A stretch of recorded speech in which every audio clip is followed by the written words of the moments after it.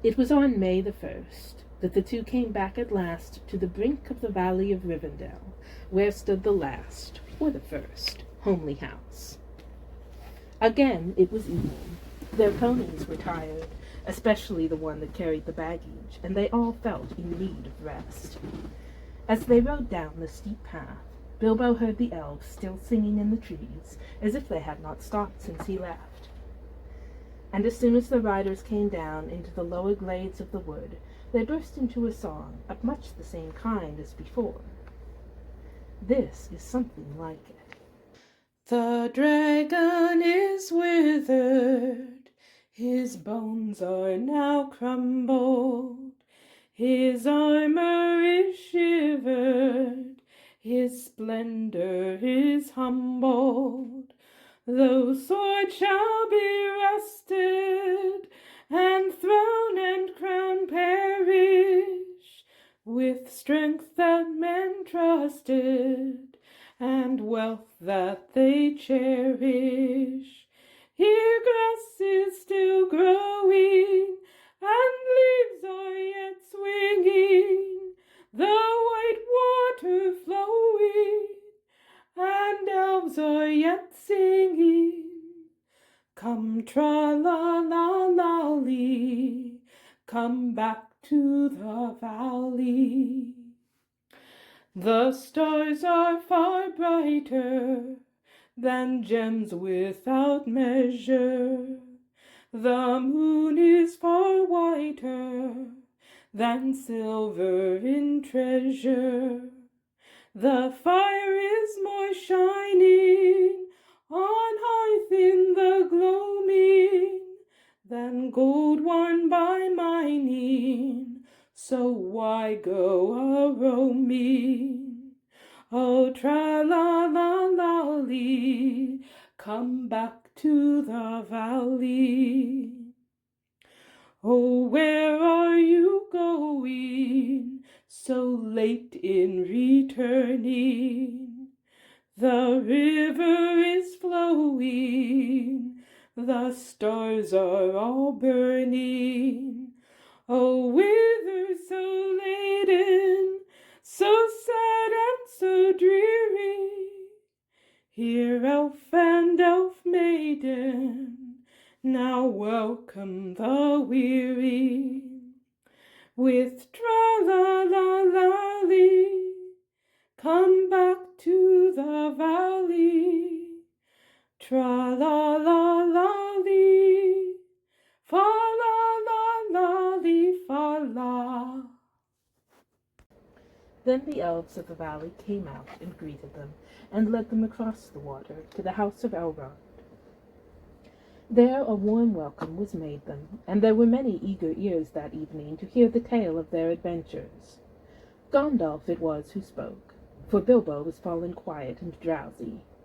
Most of the tale he knew, for he had been in it, and had himself told much of it to the wizard on their homeward way, or in the house of Beorn. But every now and again he would open one eye and listen, when a part of the story which he did not yet know came in. It was in this way that he learned where Gandalf had been to, for he overheard the words of the wizard to Elrond. It appeared that Gandalf had been to a great council of the White Wizards, masters of lore and good magic, and that they had at last driven the necromancer from his dark hold in the south of Mirkwood. "Ere long now," Gandalf was saying, "the forest will grow somewhat more wholesome. The North will be freed from that horror for many long years, I hope. Yet I wish he were banished from the world." "It would be well indeed," said Elrond, "but I fear that will not come about in this age of the world, or for many after." When the tale of their journeyings was told, there were other tales, and yet more tales.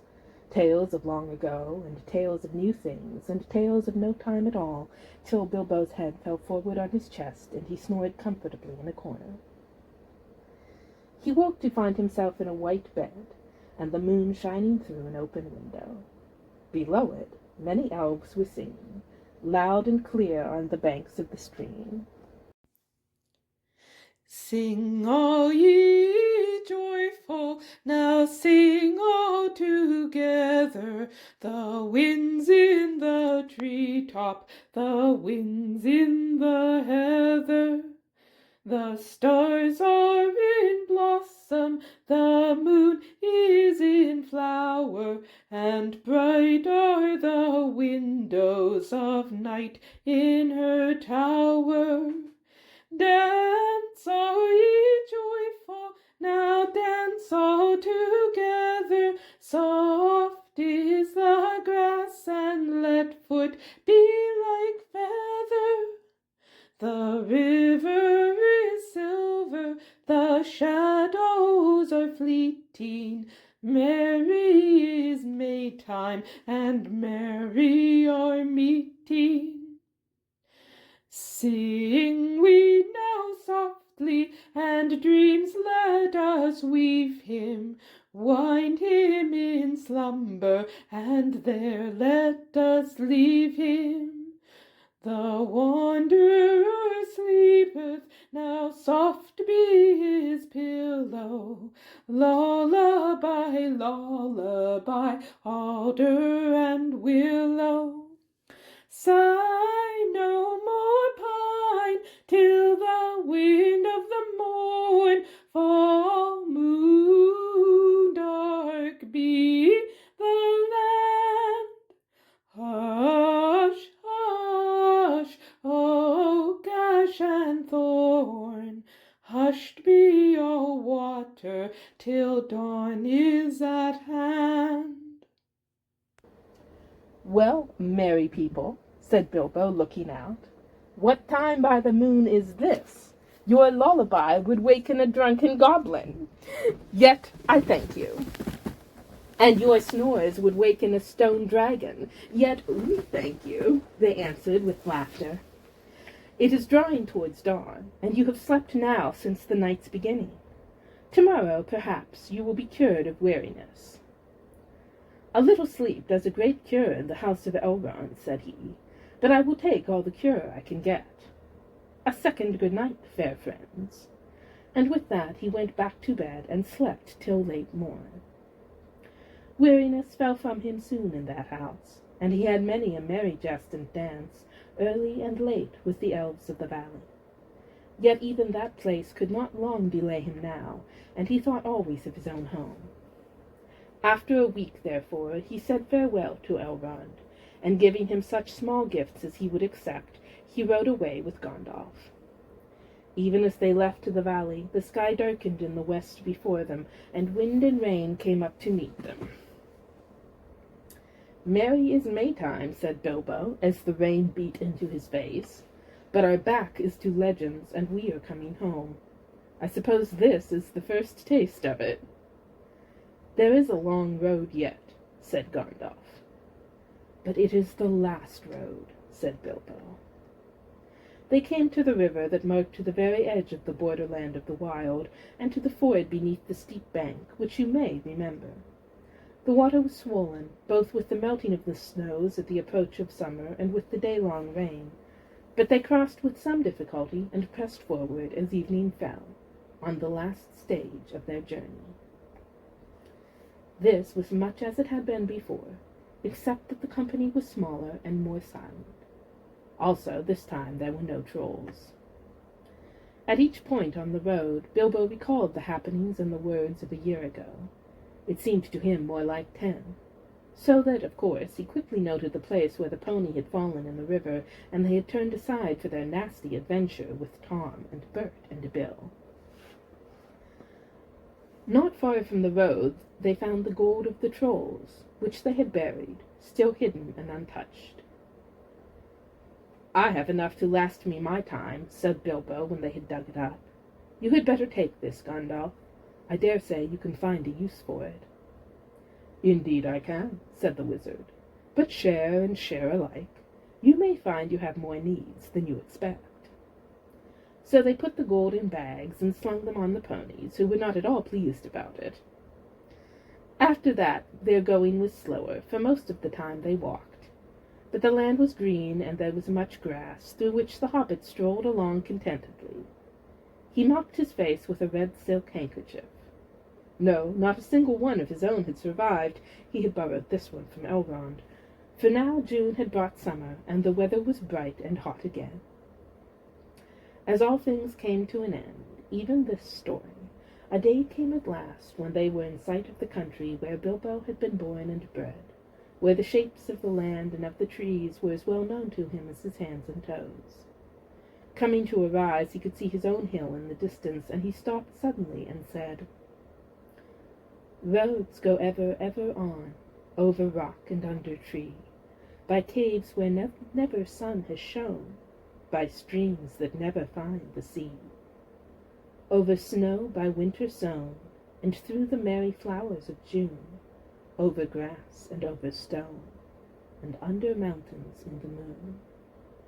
Roads go ever, ever on, under cloud and under star, yet feet that wandering have gone, turn at last to home afar.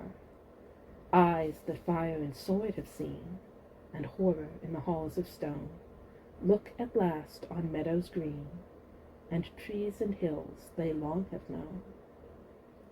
Gandalf looked at him.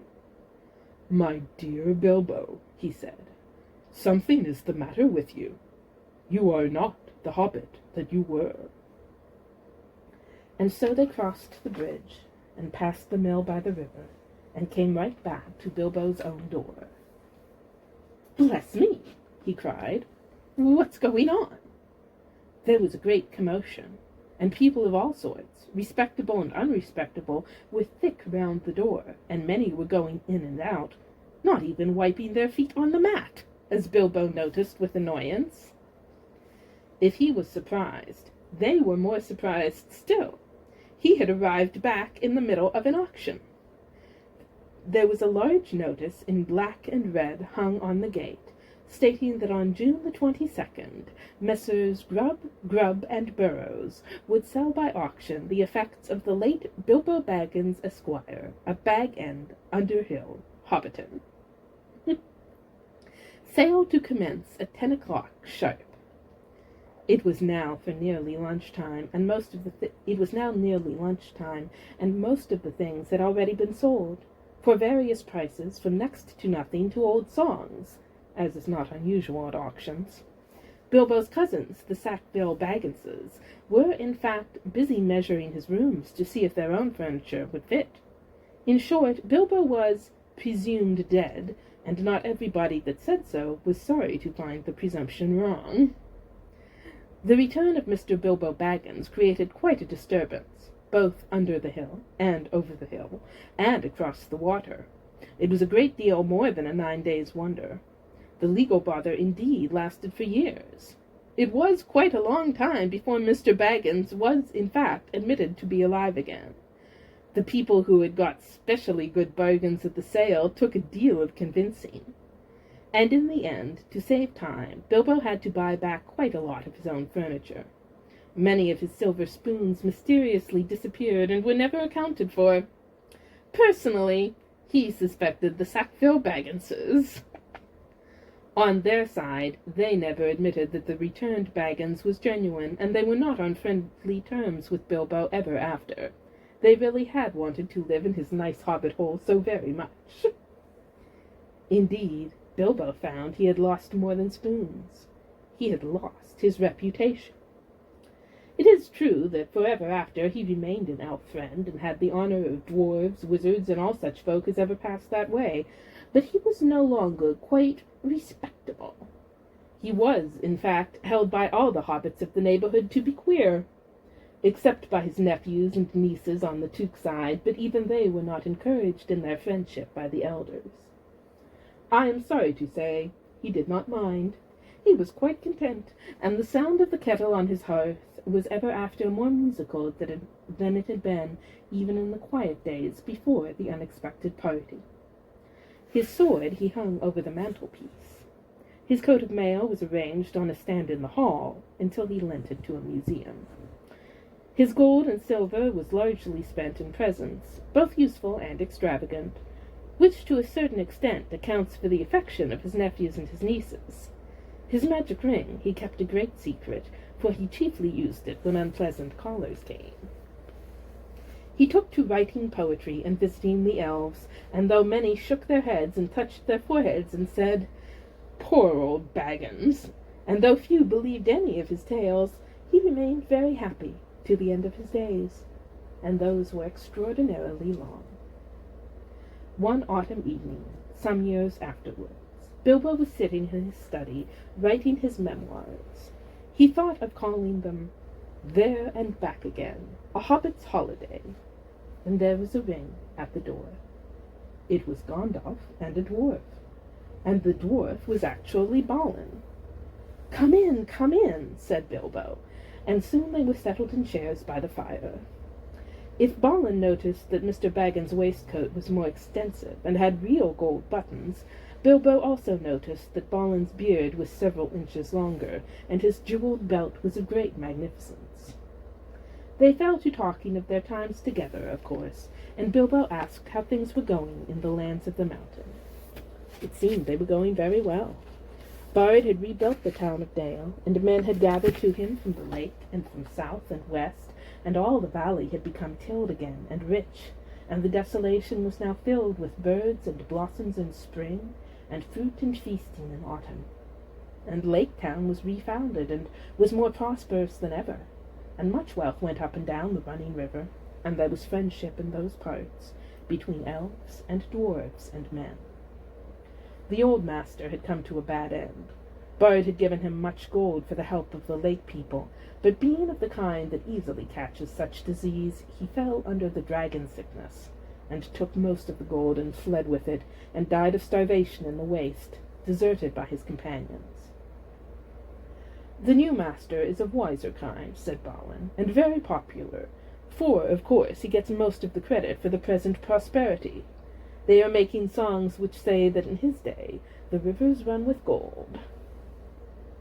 "Then the prophecies of the old songs have turned out to be true, after a fashion," said Bilbo. "Of course," said Gandalf. "And why should they not prove true? Surely you don't disbelieve the prophecies, because you had a hand in bringing them about yourself. You don't really suppose, do you, that all your adventures and escapes were managed by mere luck, just for your sole benefit? You are a very fine person, Mr. Baggins, and I am very fond of you. But you are only quite a little fellow in a wide world, after all." "Thank goodness," said Bilbo, laughing, and handed him the tobacco jar.